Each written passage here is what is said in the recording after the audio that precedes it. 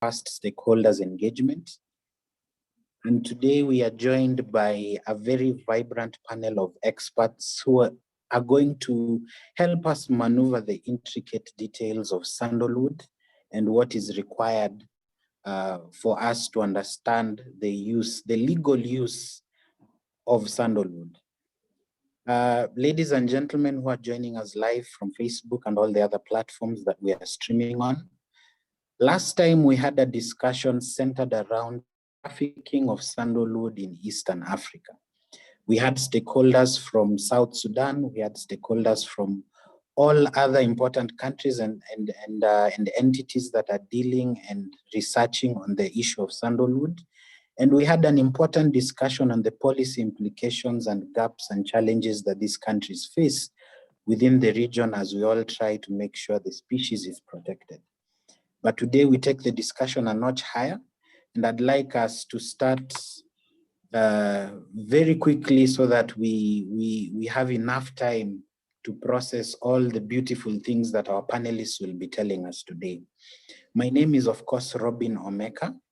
I will be one of the moderators today, and it's a pleasure to have you on board. I'll allow my partner to introduce herself as well, and then we can go into mentioning the organizations. Mercy. Thanks, Robin, and welcome everyone from wherever you're joining us today. It's such an honor to have you all on this really crucial and important discussion on ending sandalwood trafficking in East Africa. As mentioned, this is the second stakeholders meeting, and so I believe we'll be picking up from where we left. My name is Mercy Chesang, and I will be the co-moderator. I welcome you all, and let's engage. So today, Unganisha Cultures, in collaboration with the Global Initiative Against Transnational Organized Crime, with under the Resilient Fund, has organized this discussion. Among them are partners from KEFRI and also Enact Africa. And so our discussions mostly will be driven by in line with those partners, and also we'll be engaging you, our audience, in the discussion. So be free to join us in the chat section, engage us on all our social medias, tag Unganisha Cultures, tag Global Initiative Against Transnational Organized Crime. And so let's keep the discussion going. Perhaps to just start us off, I'd like to also introduce our panelists today. We'll be having Wycliffe Mauta from KEFRI. We'll also be having Willis Okumu from Enact Africa. Also joining us today will be Bernard Kamondo from KEFRI. And so, as to start us off, I'd like to welcome Ngugi Mwangi from Unganisha Cultures to give us a brief commentary to start the discussion off. Welcome, Ngugi. Thank you very much, Mercy Chesang. Hello, everyone. Good morning, good afternoon, from wherever you are. Those joining us on through the Zoom link, the other ones who are joining us through Facebook and all these other social medias, we welcome you very much, and thank you so much for making time to being with us. My name is Ngugi Mwangi Wairimu. I'm the chairperson and the founder Unganisha Cultures, and Unganisha Cultures is an art-based organization that focuses on environmental crime, art, and culture across the East African region.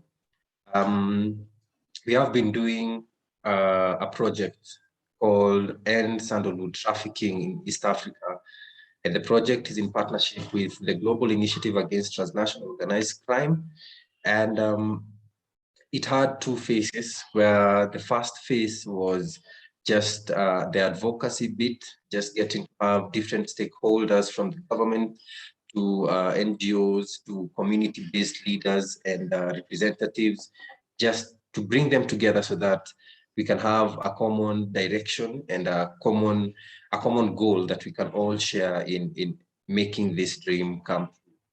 So we had our first stakeholders meeting. I think it was in like 2 months ago from now. Yeah, August, I think so. It was in August, and the discussion was really, really well. A lot of feedback from people, a lot of insights that we've gotten ever since we did the first stakeholders meeting. Even planning for the second one, we were like, since people are really, really reaching out in terms of wanting to understand what the project is all about, wanting to understand about Sandalwood, because we realize there are people who have even the Sandalwood at the back of their homes, but they don't even know. So there's a lot of exploitation. There's a lot of the need to know. That's why we have people like Wycliffe from Kefri, Willis, experts, and just get a clear overview of what needs to be done. But something that has really come from the comments section on Facebook is people really want to understand the economical value that Sandalwood has to offer. But my question is, if we are talking about the economical value, that means that everyone will go harvesting this endangered species, and it's almost about to go extinct, you know. So even if you're having the conversation about the economical value, I think it's really important to delve deeper in matters to do with propagation and domestication of this sandalwood. What can we do? What is the government institutions doing to go to the people? Are there lands that are set aside for the domestication purposes? How hard is it to get the certificates to grow sandalwood commercially? You know, so those are the things that we would really love to capture and to get from this conversation.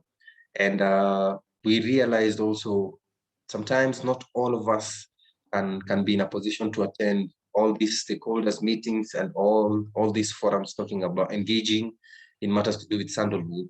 So we were like, what can we do, since Mganishi is an art-based organization? So in partnership with ENACT and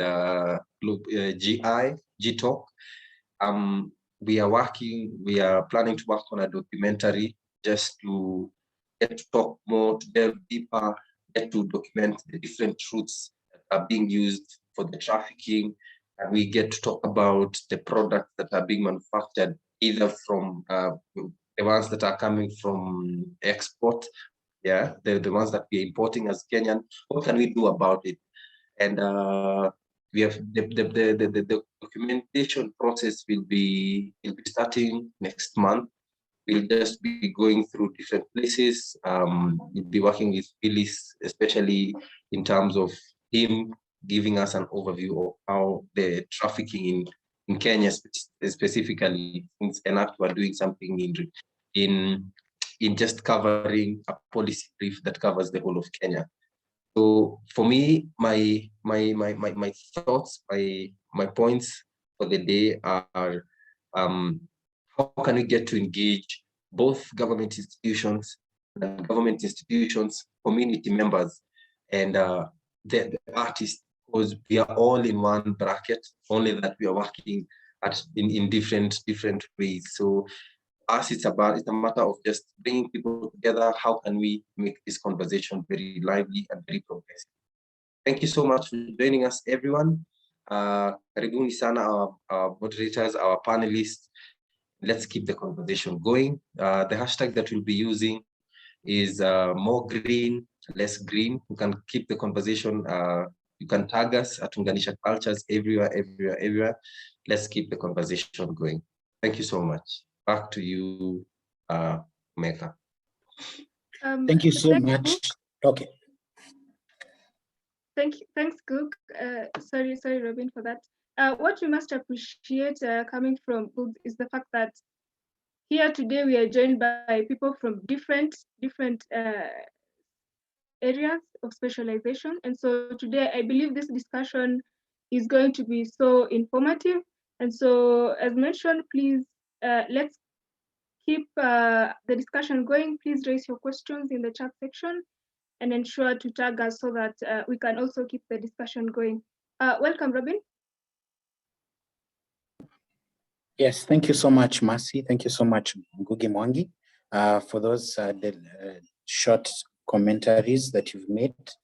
I'd like very quickly to now bring in our stakeholders and give them a few minutes to give us a background presentation on, or just to lay the foundation on the discussion of today. So I'd like to start with Mr. Wycliffe Mauta. Wycliffe Mauta is a research technologist based at the National Forest Product Research Program at Karura, which is KEFRI. He's in charge of wood anatomy in the laboratory. His major interest is the utilization of dryland forest products. So Wycliffe, welcome. Yeah, thank you very much for everyone. And I don't need to introduce myself because already you have introduced me. So I will go straight to the presentation. And as I said, I will talk about I will introduce the species. Then I will talk of propagation and even establishment of sandwood. And then later, I will talk about the economic value of the species, because I know the others will just cover the other areas. One, I would say sandwood, we are talking about East African sandwood, and scientifically, this is called Osiris lanceolata, and it's a shrub, a small tree that goes up to 6 meters above the sea level. And it has various names, local names from different regions. Like I was in, just yesterday I was in Wote, and actually they were telling me that species is called Kidawa. So, and other communities, they have their other names given to the species. What I found out, many people don't know about the sandwood. They really use it, but they are not aware of it. That is what I found out. And this sandwood is a species that is it exists in dioeciously. That means it has male and female sex, and is indigenous to East Africa and South Africa. It occurs in different places. It cuts across all the ecological regions in Kenya, especially where there is rocks, and especially in Wote, it was found in some hills along the foots of those hills, and those hills have some rocks. So it's a tree that actually likes rocky areas and rocky slopes, and the tree grows up to the altitude of 900 to 2000 above the sea level. And actually it belongs to a semi-parasitic family, which means that the plant cannot grow without an host. So when you are growing the plant, you must also have an host. And as we have seen, and many people know, sandalwood is actually found in different places. We have East African sandalwood, we have Indian sandalwood, and we have also Australian sandalwood. And in the KEFRI, there's a lot that has been done towards sandalwood. Research has been conducted, especially led by Bernard Kamondo, and actually you is here and you mentioned more about it.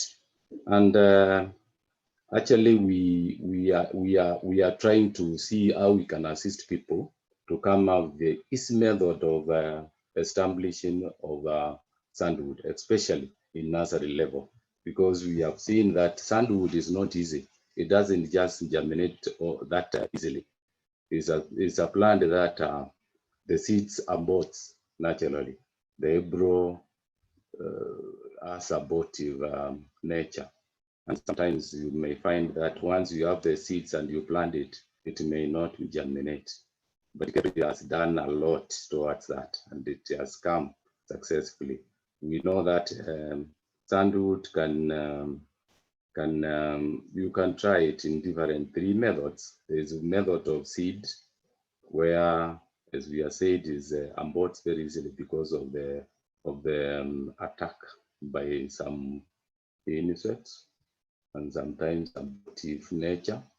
And then also there's propagation use of cuttings, which also is interfered by parasites or fungi. So you find it's not easy, but Kevri has already succeeded in that. Then there is a rearing, which actually it is the one that has been found to be more, it yields a bit, it's better because actually it has succeeded almost to a higher level. So these are the 3 methods that you can come up with sandalwood. And actually most of those layering can be done even to the local level. You don't have to come to the research so that you can do that. If farmers are well educated on how to raise it, it becomes very easy. For those who have some stands or some trees, they can be able to do that at their all farm level. So, and Kefri actually, I was involved. Sometimes we went all over the country, and we tried to train people on how to raise the seedlings using the marketing and rearing. And there's a lot of positive report that has come from those areas, that farmers are trying to raise the seedlings. And in that way, we have somehow succeeded in that. And seeds actually is not easy because they don't yield good results unless somebody is very keen. But Gabriel has already been able to succeed in that. As I said, seeds are attacked by insects, and also they have also abortive embryo formation, which results to empty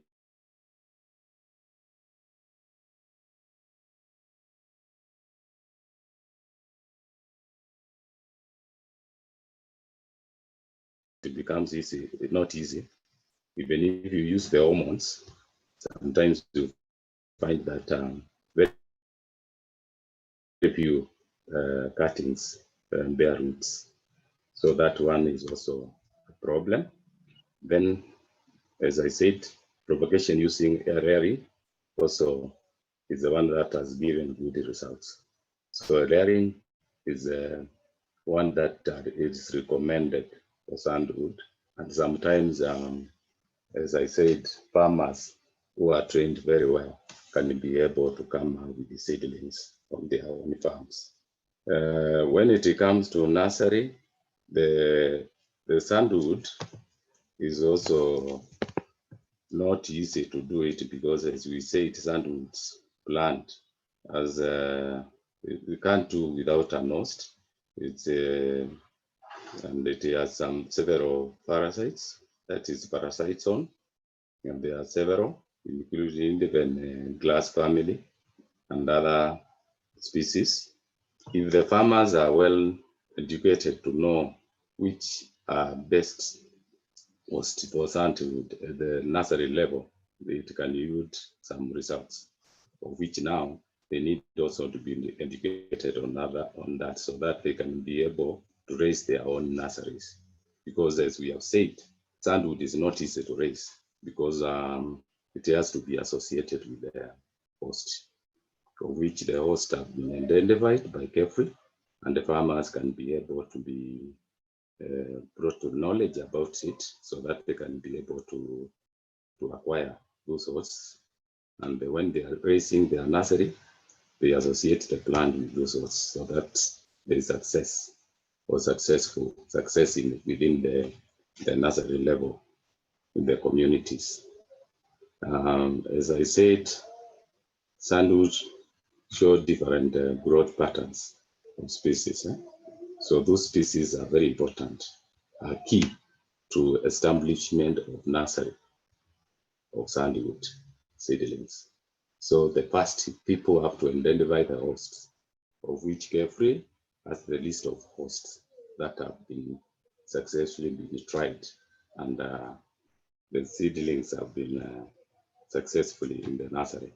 So farmers need to, those who have who are interested in establishing nursery for Sandalwood, they need to come to Carefree and get to know exactly what they need to know so that they can be able to raise nurseries. The Sandalwood is not just like any other species where anybody can raise the nursery. You need to have knowledge on how to do it. Carefree is key to this. People come to Carefree, they can be able to know how to go about establishment of the nurseries in their own farms. And Sandalwood is a plant that has actual economic value, because you know very well that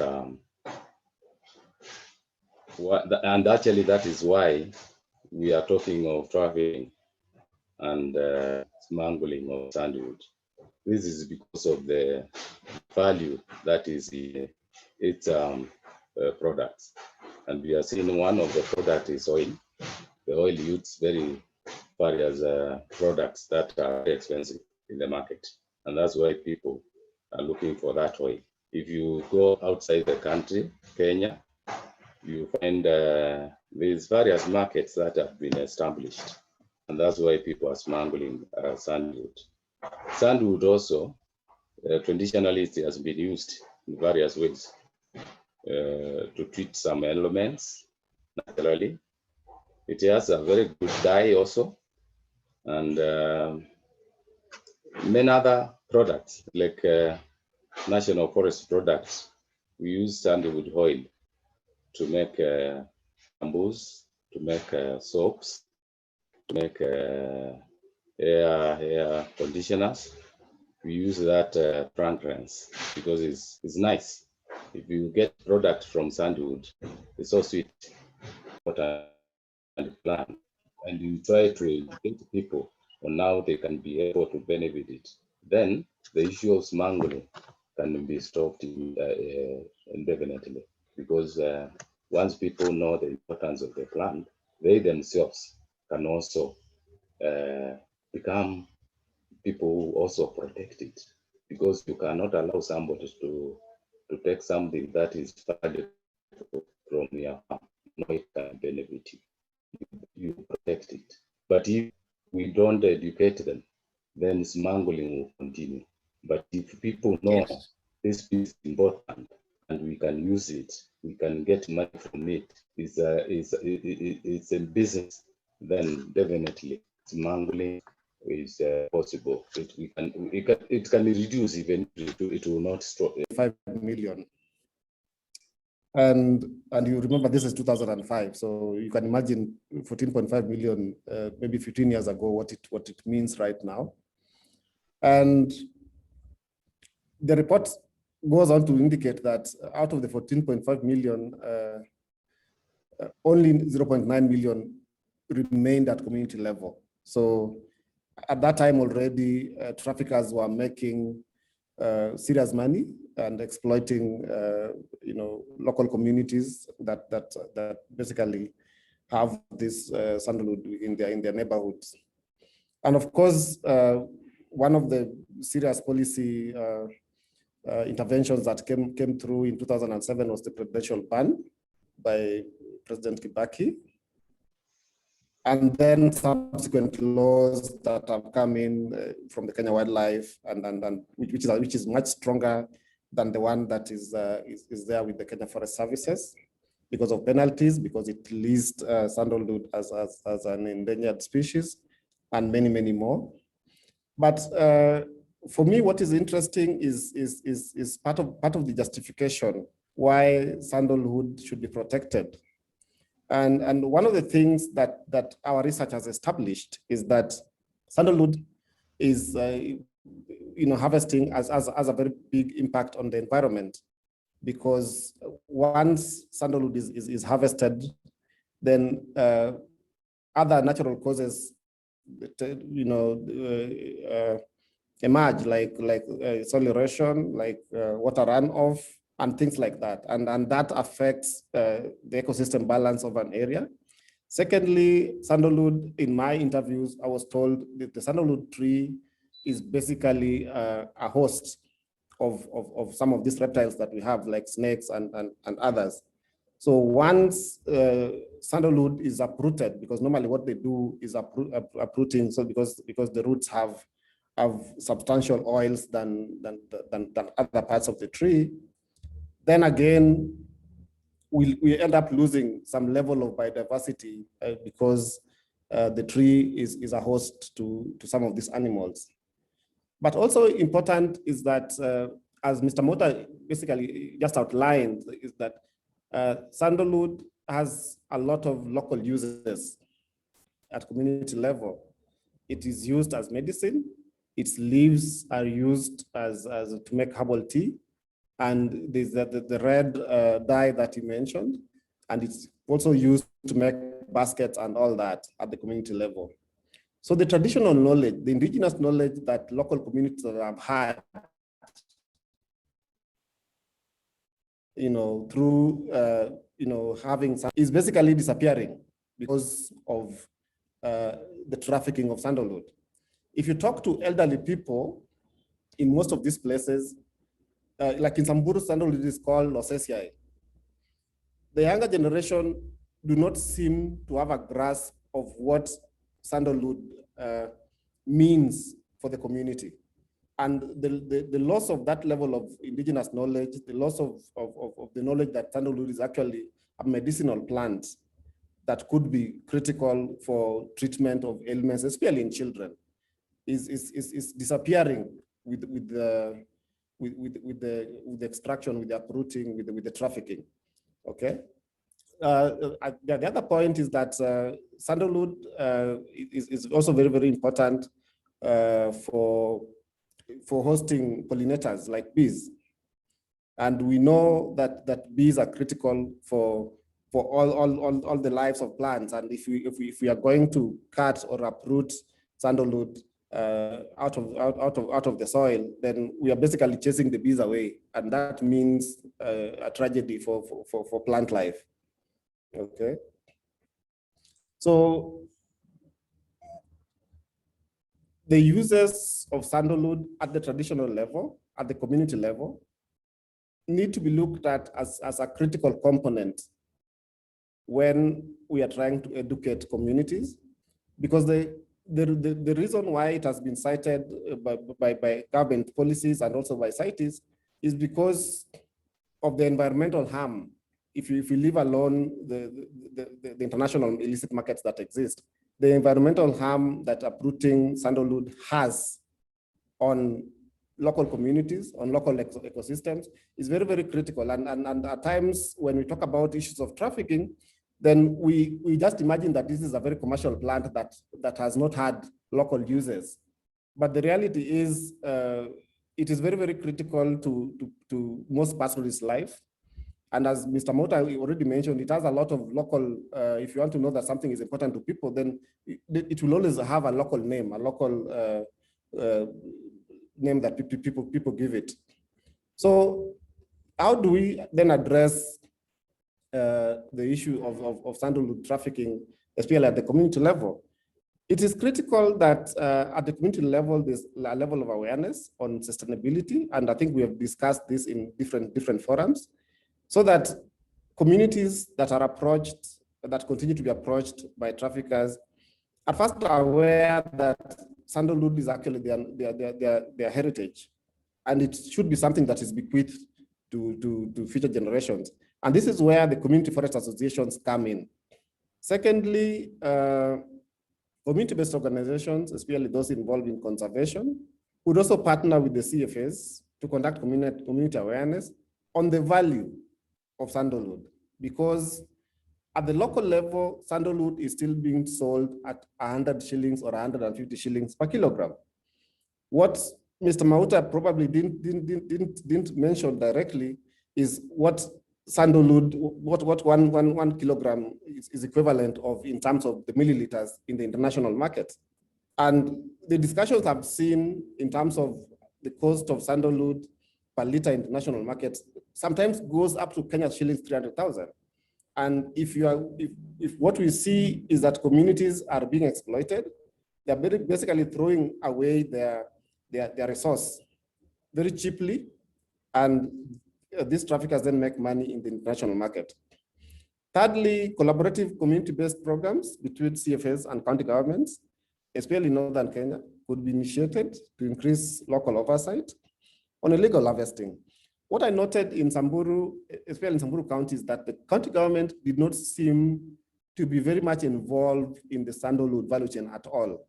You'd find the Kenya Forest Services much involved in issues of surveillance and monitoring and prosecution, the police, the DCI, the NIS, but the county government, which is basically a government that represents the people, the local people, except for the local political leaders that are basically benefiting from the trade, there seems to be no organized way of addressing this. And perhaps this is something that should be seriously considered by most of these county governments in Laikipia, in Marsabit, Samburu, in Baringo. But also, we learned that at the local level, the elders appreciate the local uses of sandalwood, but the youth look at it as a cash crop. But unfortunately for them, they are at the lowest tier of the trafficking value chain. They are the people that are being paid to escort traffickers and many things like that. So there should be some engagement, some intergenerational learning and exchange between the older generation and the younger generation, so that people could appreciate the sandalwood tree as a local heritage, so that people could also appreciate the social-cultural benefits that this tree has for these local communities. And this could, perhaps help in the prevention and sustainability of the sandalwood tree. I could go on and talk about the roles that the county government should, but I think I'll leave it there so that we can open it up for discussions. Thank you. Thank you so much, Willis, for the really candid discussion. What I get from this discussion, and as rightly put by Willis, is the tree has been well appreciated at the traditional level, and also as Wycliffe has put it, Kefri has established a list of host species for this sandalwood tree. And so the problem, or what we are trying to, the gap that exists is the young generation are not aware of the importance of this tree, which means we cannot truly appreciate the economic value that we can get from it. And so just to drive the discussion forward, I see there are questions that are streaming in on the chat section, and I would encourage most of you to also raise your questions there.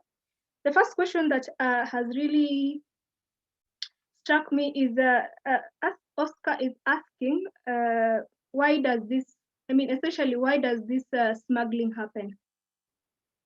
So I think I would like an expert to just answer that question. Why do you think smuggling happens? Is it because of we just want to sell it, or do people really understand that the importance of the essential oils in that plant? I'd like to direct that question to Willie. Yeah, thank you, Mercy. Smuggling happens because there's an illicit market. Sandalwood is used to produce the essential oil. that are critical in the pharmaceutical and cosmetic industry. And for a long time, sandalwood that was exploited was coming from Australia, from Fiji, from India.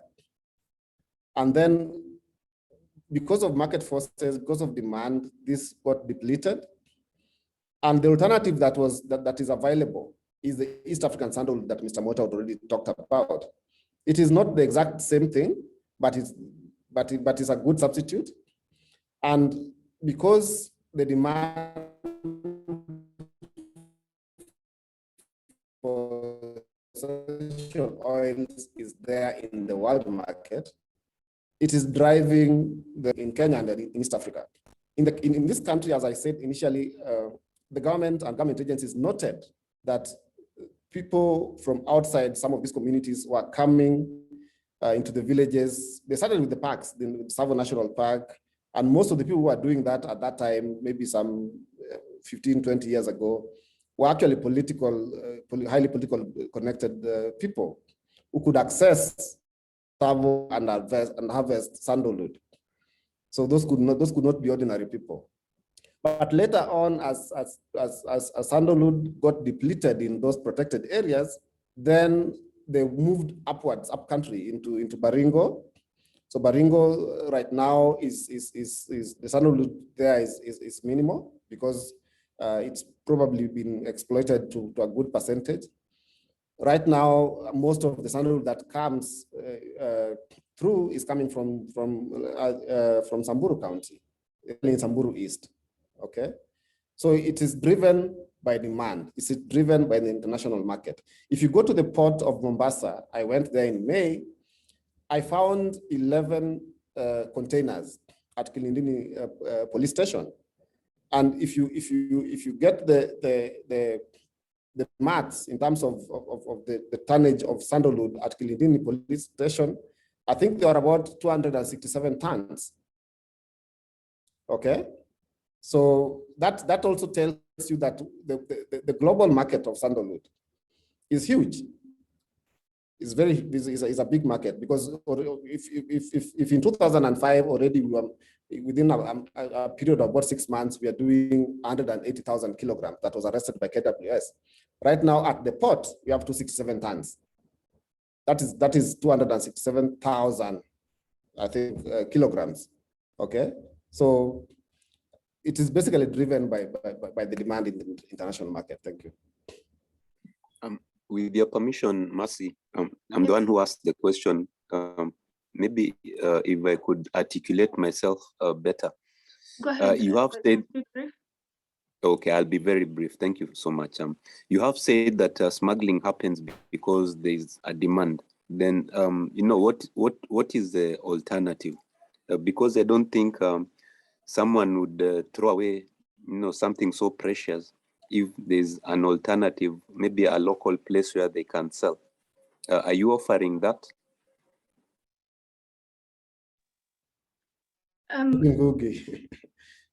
Is there an alternative to the market, to the international market? Is that what you're asking, Ngugi?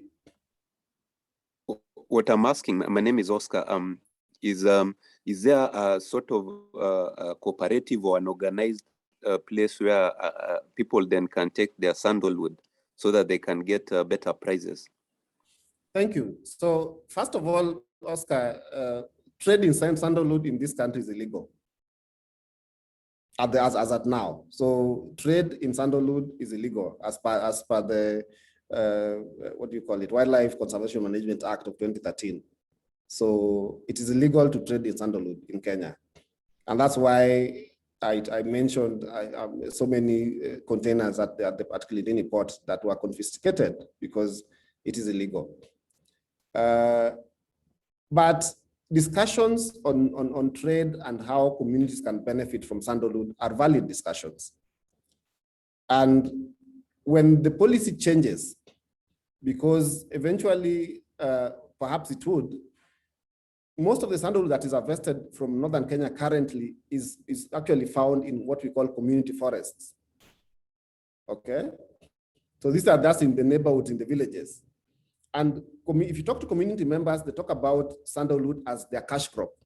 And remember, these are communities that are pastoralists. So during the drought time, when the animals are dying, their only other alternative source of income is sandalwood. So that's why it's very easy for them to be approached by smugglers or traffickers, and they sell at 100 or 150 shillings per kilogram.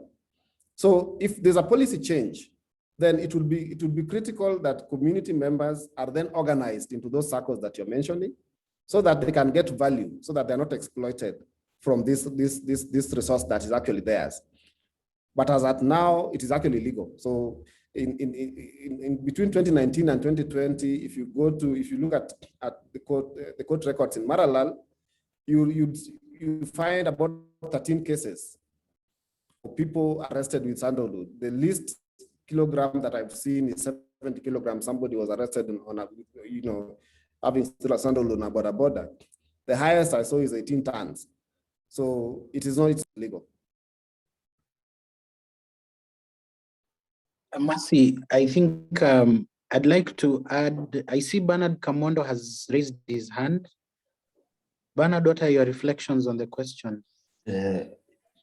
Just to share my views that the future of sandalwood is on farm.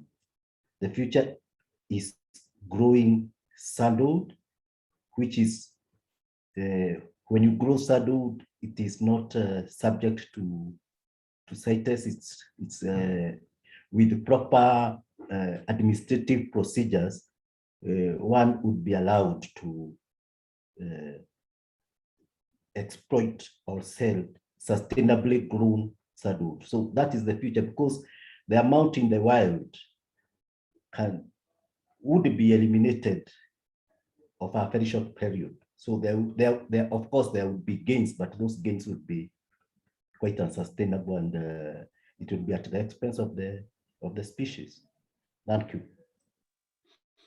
Thank you so much, Bernard. Mercy, before you proceed, I'm seeing Oscar has followed up with, from the answer given about the illegality of trade, then this meeting is akin to discussing trade of cannabis. It's of no consequence. That's far from the truth, Oscar. As Wycliffe Mauta had stated in his presentation, there is leeway for the propagation of sandalwood. Maybe Wycliffe, you can help us iron out some of the arising contexts from questions being asked here. Oscar is of the opinion that this discussion has no point, considering it's illegal to farm or it's illegal to have sandalwood. But from your presentation, you said differently. So, sorry for maybe coming out a little too strongly. I'm sorry if my language was a bit, undiplomatic.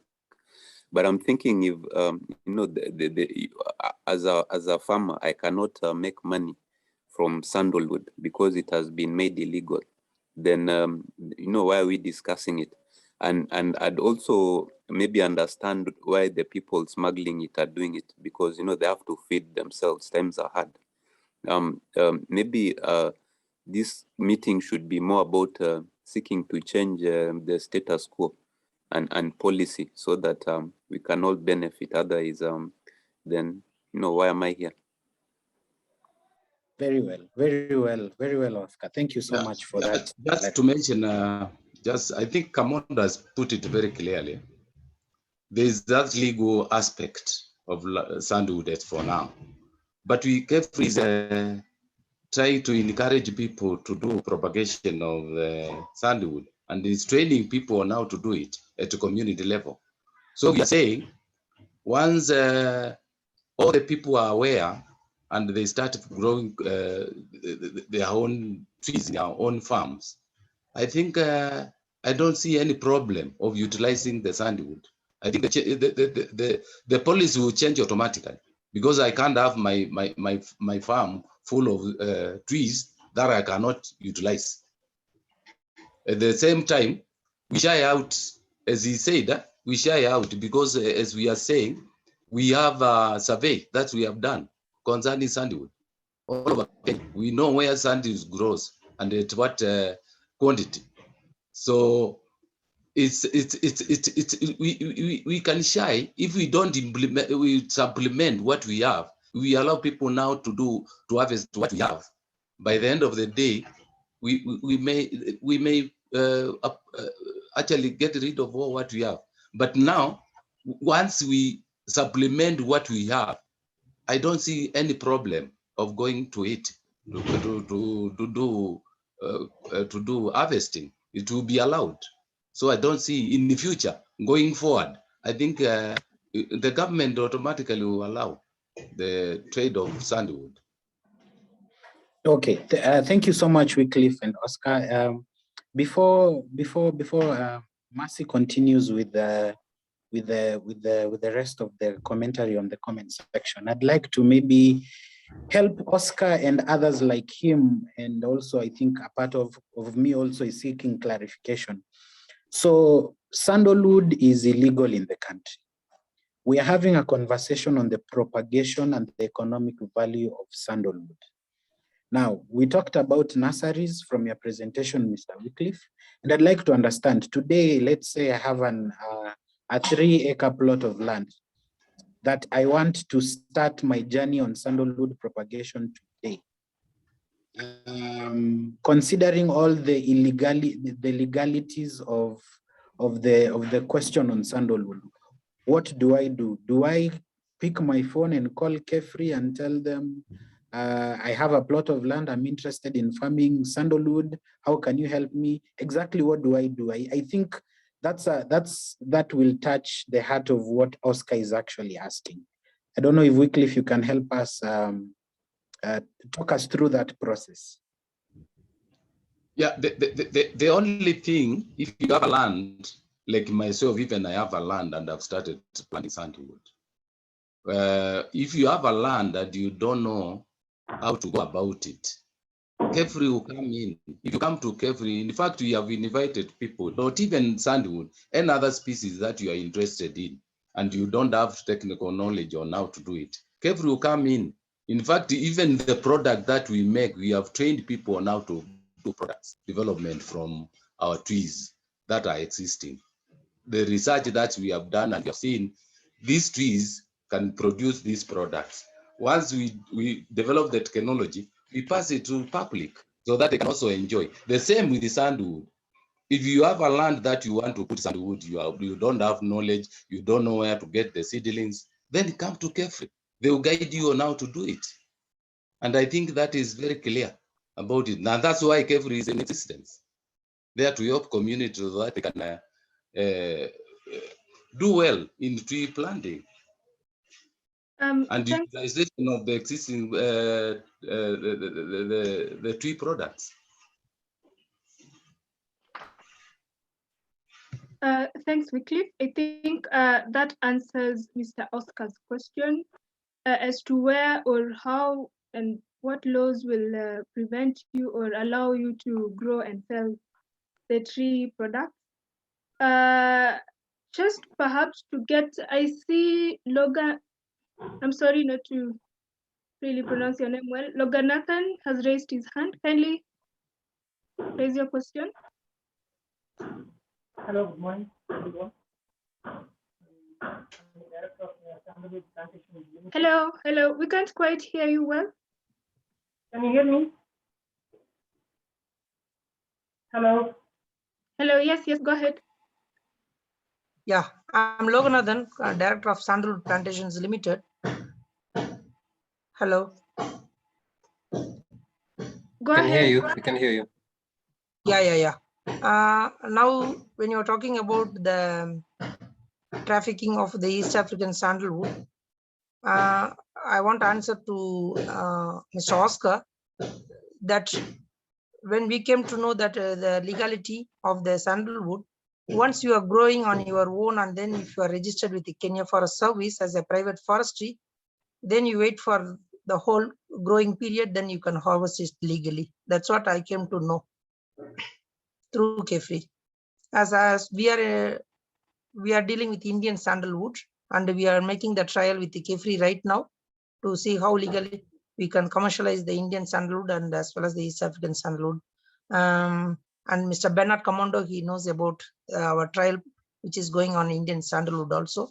As far as the concern of the legality, if you are growing on your own and if you are registering with the Kenya Forest Service as a private forester, there is an application form that you have to fill. Then when you are registering with that one, then it becomes legal. Then you can harvest on your own. So what is already it is on the land, I don't think that it is going to be legal up as of we talk now. That's what I want to make it clear.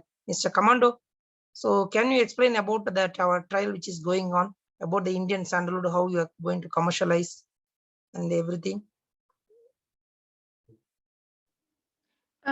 Thanks, Loganathan.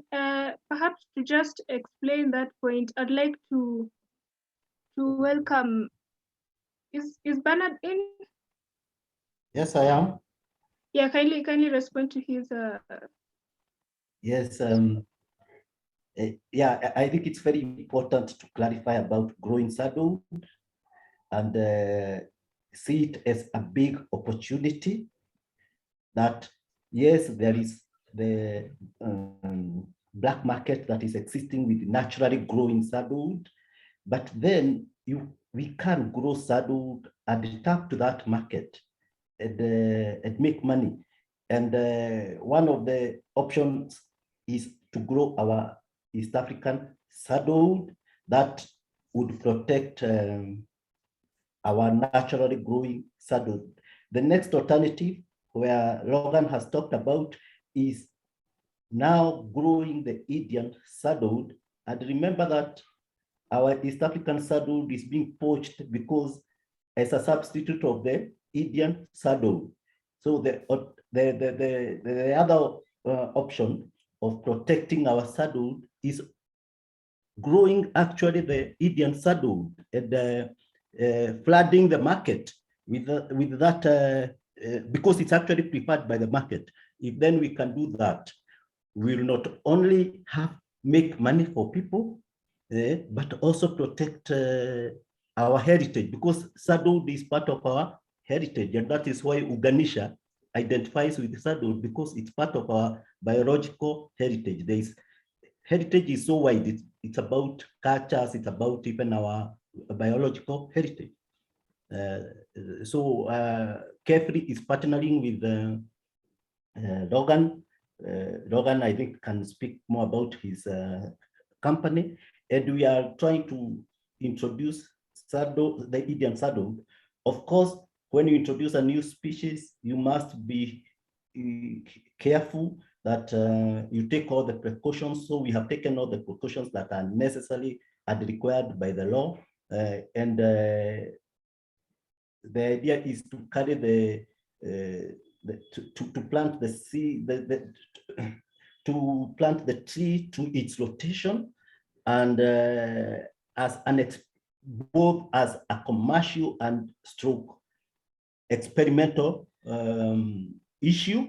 And if it is working, we collect data, and we find it is working, then it will be encouraged that people could still plant whatever we find is preferable, either the East African sandalwood or the Indian sandalwood.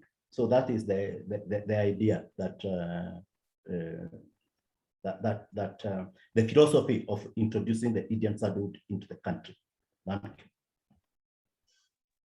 Thank you so much, Mr. Bernard Kamondo. Thank you so much, Oscar, for helping us to delve deeper into the things that really need to be understood. I can see we had a comment from a lady called Agnes. And Agnes was saying her opinion is that smuggling thrives due to the almost non-existent forward/weak framework for NTFPs, markets, and trade in Kenya. Now, I'd like to bring in Mr. Willis,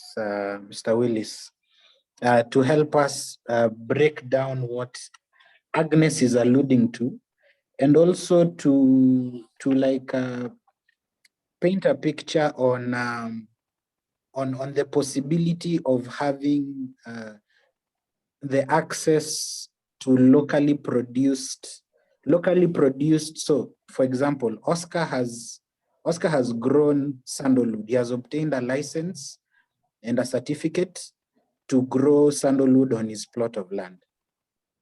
He waits for the period of the sandalwood to mature and it's now ready for sale.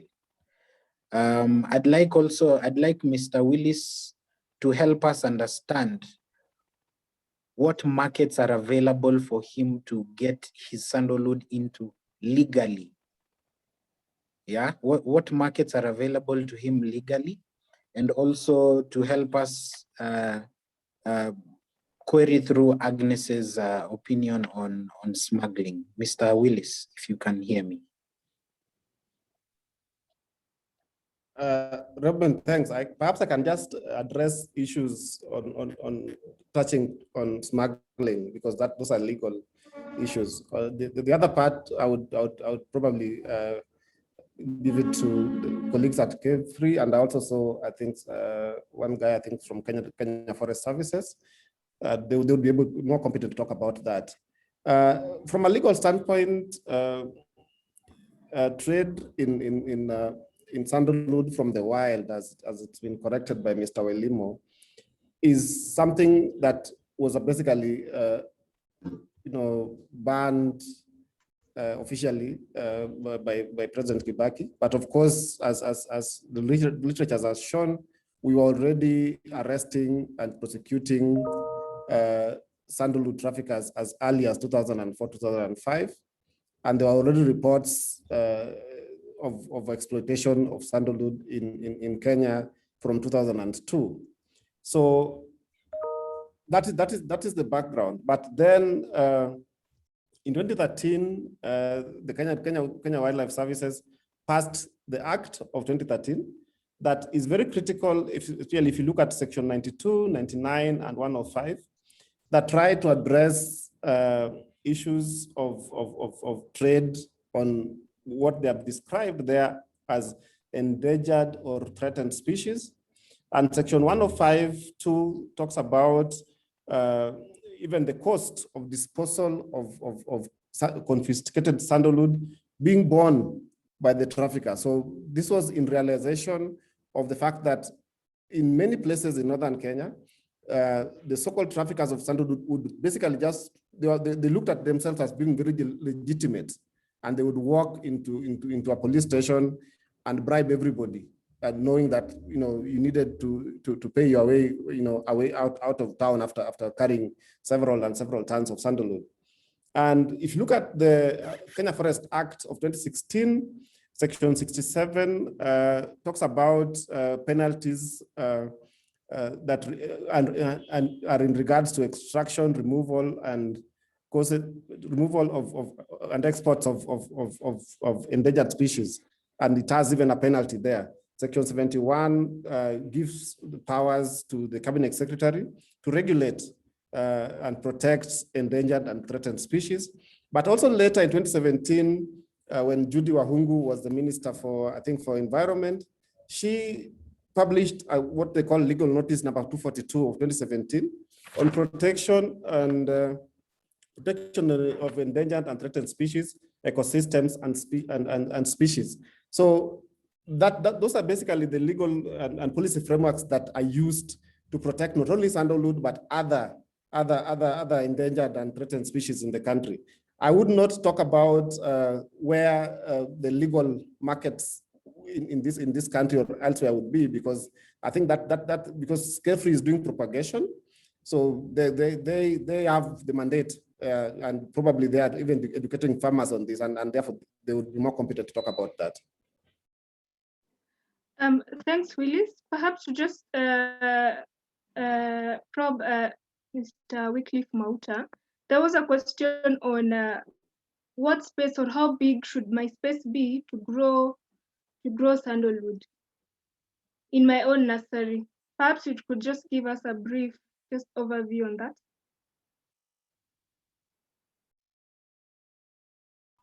Just as I mentioned earlier, sandalwood is just a species like another tree that you can be, and actually it's a shrub also, it's not really a tree. As I said, it grows to the height of about 20 meters. So it means that you can start with from quarter an acre to several acres of land. So it depends on what you have already in your farm and what you what you want to put in that farm. If it's sandwood, then it's possible you can start with that. 1 acre, quarter an acre you can put, because right now me I have 1 acre that I've started planting the sandalwood. So another person, whoever the space he has, he can start with that. The most important thing is to plant the right seedlings, which will start life at the. Actually, we are saying if you have what we call healthy plants, they will start life healthily. So it's good to look for good seedlings so that you can start with them. And actually, if you come to Kefri, because we are propagating that, you can get the seedlings from there. So any land, you can start planting from quarter an acre all the way to any acreage you want to put your trees. Thanks, Wycliffe. I believe, Ngugi, that has been well answered. I'd like to welcome Robin to take us through a few more questions that I'm seeing streaming in on the chat. Also to note is, in the interest of time, I welcome all of you to just make sure to type in your questions so that we can respond to them before we run out of time. Welcome, Robin. Thank you so much, Mercy. I'm seeing from the comment section, the comment section is very alive. People are receiving answers from some of the people who are in, who have some degree of experience when it comes to sandalwood. I'd like to focus on a comment by Mr. Welimo Martin. In answering Oscar, he says, the introduction of a new tree species in the country has a procedure, as was highlighted by also Mr. Mauta. For instance, things like species and provenance trials have to be done first on government land before allowing the public to take it up if the trials have shown that it is successful. This process may be several years.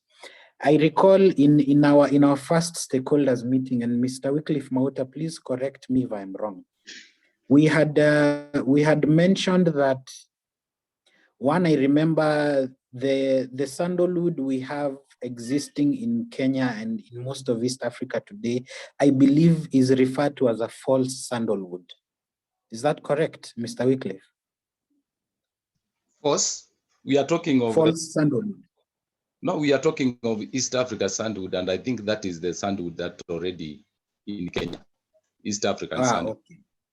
Okay, and I also remember that you or your colleagues had mentioned that the procedure for having this sandalwood grown requires research, and this takes into stock things like the soil condition, the soil type, rain, propagation methods, which way will make it yield the best quality of sandalwood, and such like things.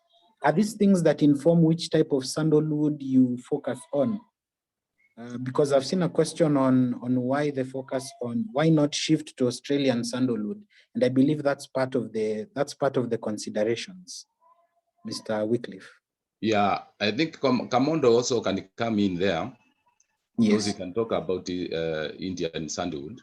But what we are saying, KEFRI is a research institution, and the mandate is to come up with the testing methods in the lab, in the field, and for any species.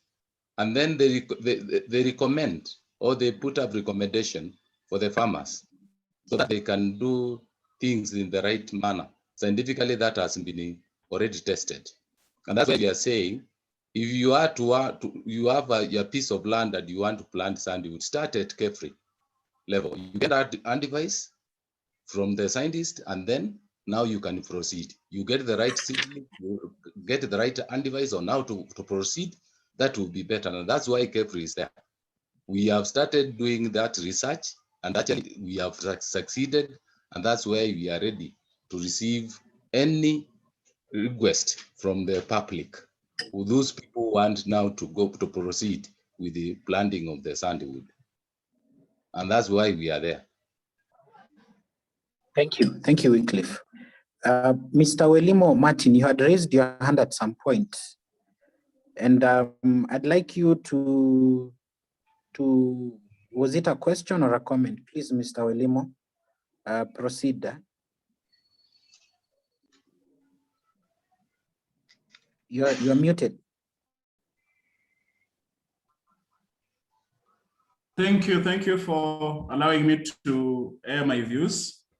I'd actually raised up my hand to clear some air about why people are not being allowed to harvest sandalwood. Now there are two things we are discussing here. First, we have the sandalwood that is in the wild, which nobody has planted.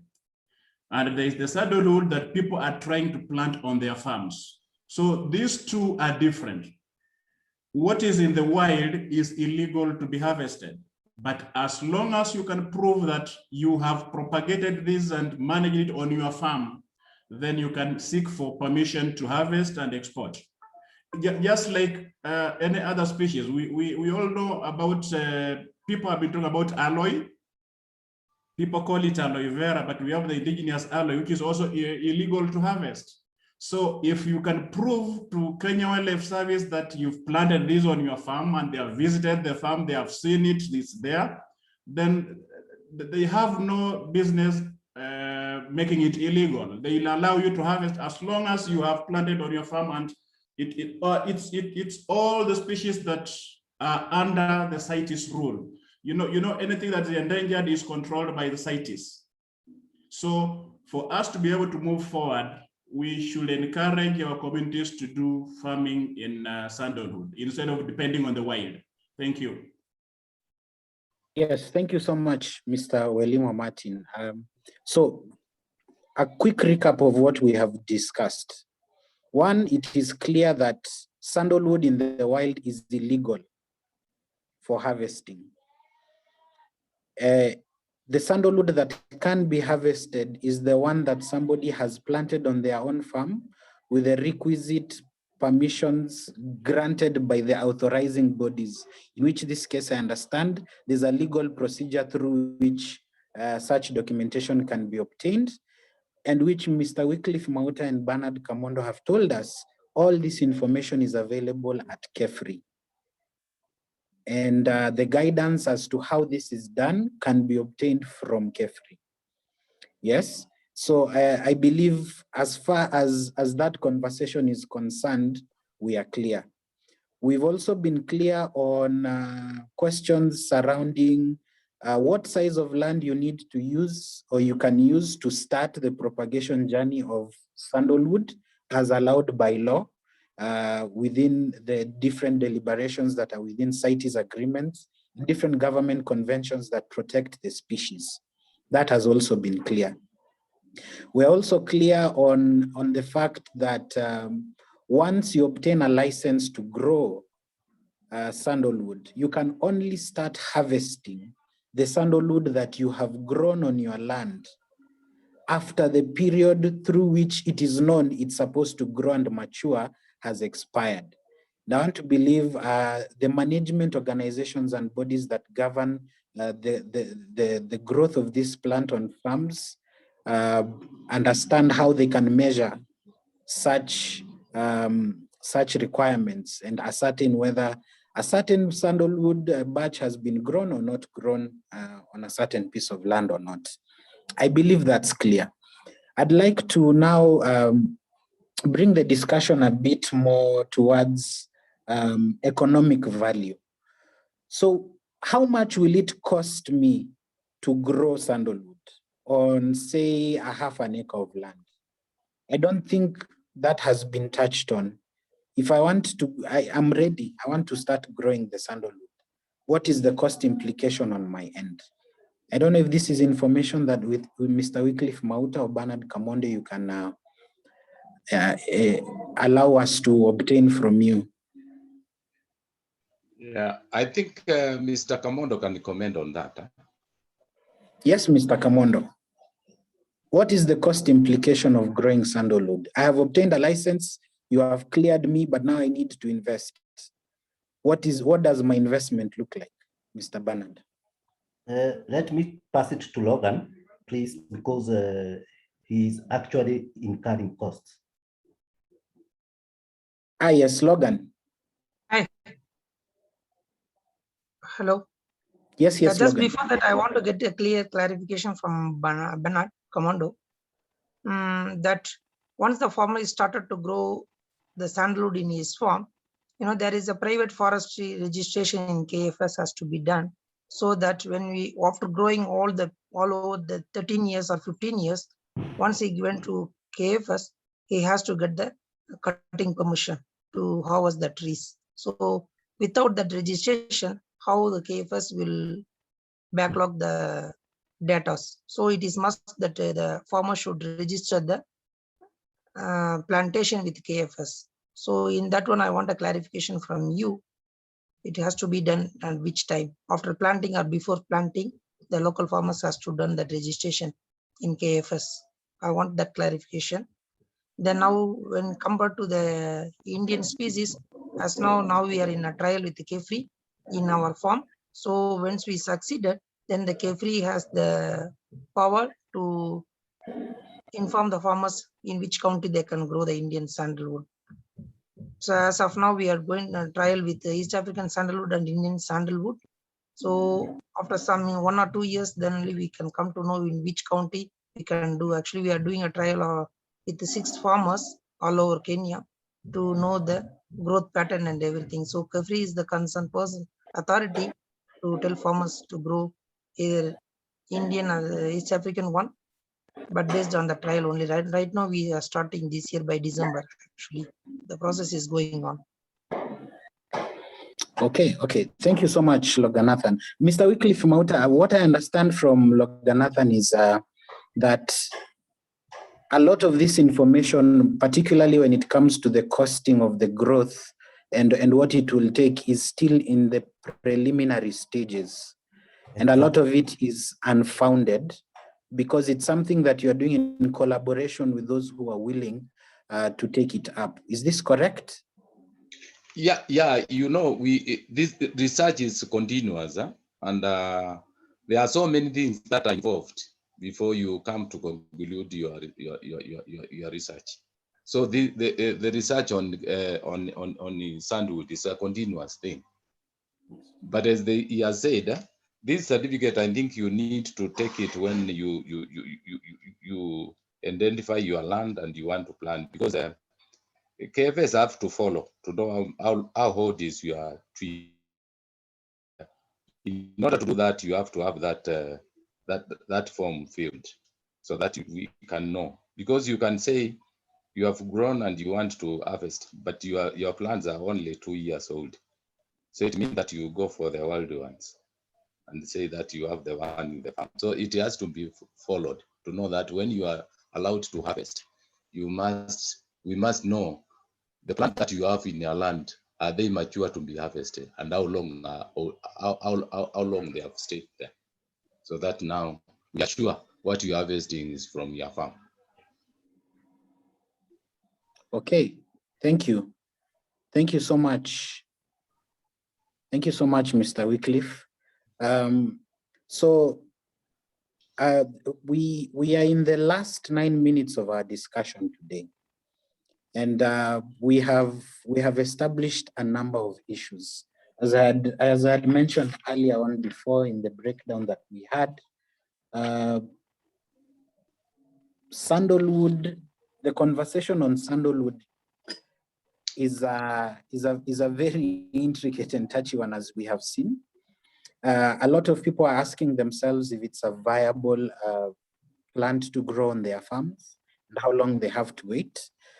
As we have learned today, it is a lot of the procedures required to grow the species of sandalwood we are speaking about today are still in the research and development phase. And so a lot of these things are being determined as and when they are found out.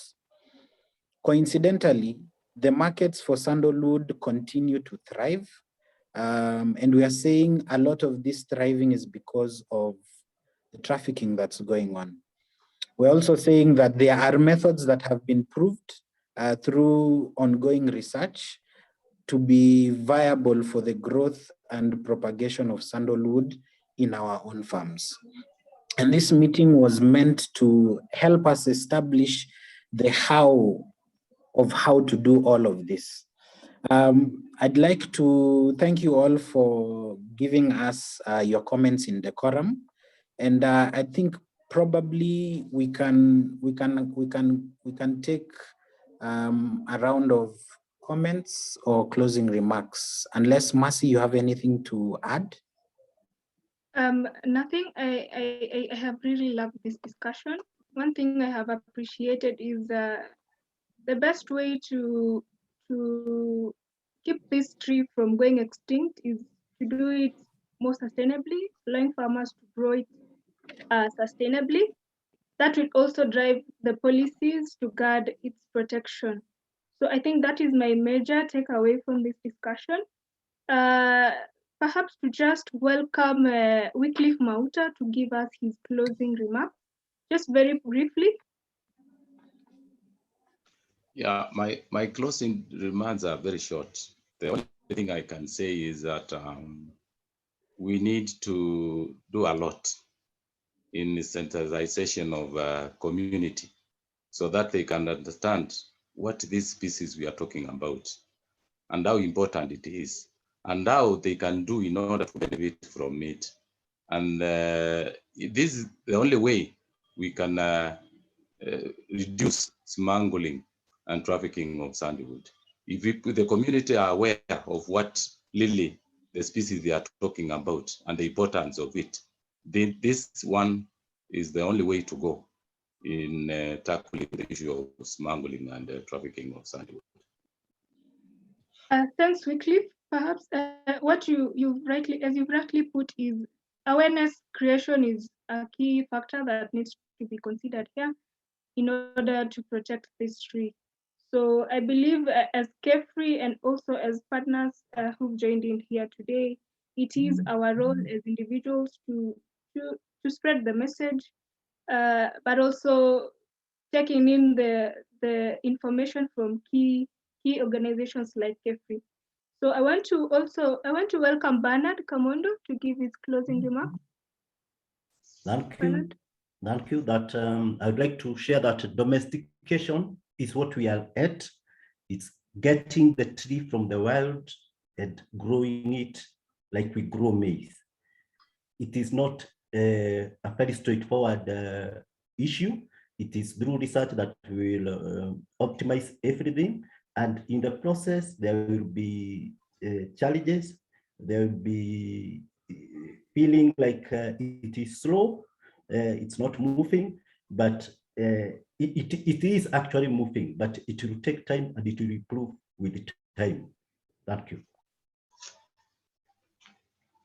Thanks, Bernard. On to our last panelist, Mr. Willis. Yeah, so thank you, Mercy. I want just to reinforce the sentiments that our colleagues from Carefree have really outlined.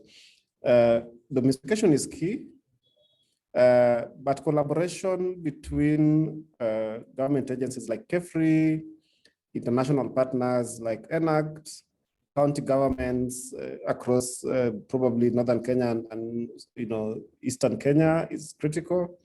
But also a lot of community education is going to be critical to eventually local people benefiting from this heritage that is actually theirs. Thank you. Thanks, Willis, for your closing remarks. Perhaps to just wrap the discussion up, I'd like to welcome our organizing partners, that is Unganisha Cultures. Welcome, Gugi. Thank you very much, Masiche-san. And thank you everyone for sharing your comments and your thoughts regarding the topic. Just to echo what Willis has said and what we as Unganisha actually advocate for, and it's just bringing people together from government stakeholders to community representatives and mobilizing the people at the the grassroots level. Yeah. And like right now, I've picked a lot of insights from the conversation, even from Mr. Loganithan, the director of Sandalwood Plantations Limited. Like, I would really love to have a conversation with him, especially now that we are working on a documentary, just talking about the different species that we have in Kenya and the whole of the region as at large. Really love to have you as part of the people that interview and do the documentary about what you are doing about the Indian sandalwood. Yeah, Also, just to emphasize on the collaboration and the partnership, we've really had a hard time just to have a very solid partnership in the government agencies. The process has been a bit slow in terms of maybe reaching out to KWS, KEFRI, and just documenting the whole thing that is happening of the propagation, the domestication. Actually, KEFRI also has something to do with the sustainable harvesting methods that they are teaching the farmers. Something that we'd also love to include in our documentary. So I think it's more of just partnerships and collaborations, and just advocating for this conversation and just taking it to a whole different level. But apart from that, I'm very, very grateful, and thank you so much for your insight. Back to you, Mercy. Yeah, thank you so much, Ngugi from Unganisha. I would like to take this opportunity to thank all of you for joining us for this discussion on sandalwood, the propagation, the use, and the economic value. Thank you so much for having a candid conversation with us. Thank you for conducting yourselves in decorum. Thank you for being part of this conversation to help us add an extra effort to the global action on climate change by focusing on the use and propagation of sandalwood. As always, we are very thankful, and we look forward to seeing you in our next engagement. Remember, this has been made possible by the Global Initiative Against Transnational Organized Crime under their Resilience Fund, as well as our convener, Unganisha Cultures, which is spearheaded by Mr. Ngugi, who has just spoken. We also want to thank our partners, KEFRI, represented here by Bernard Wycliffe and as well as Mr. Gashia. I'd also like to thank Enact Africa, represented here by Mr. Willis Okumu. We are going to be preparing a documentary which is going to detail all of these issues in a much more contextualized and deep way.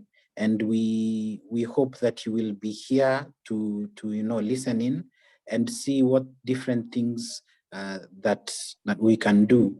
Until that time, thank you so much. Remember, the hashtag will always be more green, less greed. Thank you so much, and see you on the other end. Right now, we have to love you and leave you. It's been a pleasure hosting you all. Asanteni sana. Thank you so much, everyone, and have a beautiful day. Okay, thank you very much, everyone. See you. Thank you so much. You can follow us at Unganisha Cultures everywhere. Unganisha Cultures, follow our website at www.unganishacultures. And thank you so much. Let's keep the conversation live.